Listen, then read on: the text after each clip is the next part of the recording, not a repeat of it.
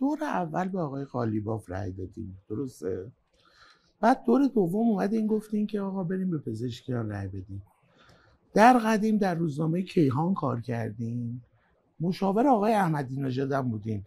الان شما رو بخوام بگیم آقای داوری طرفدار کیه، چی باید بگم؟ ببینید من واقعیتش در واقع طرفدار هیچ کس نیستم. در واقع من طرفدار توسعه‌ام.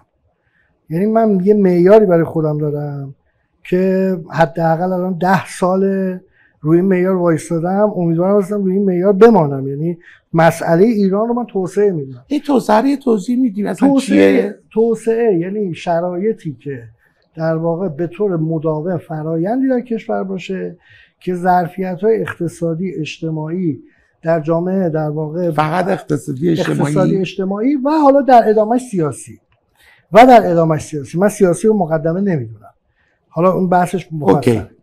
و مردم شرایط زندگیشون در واقع دسترسیشون به بهداشت، به مسکن، به رفاه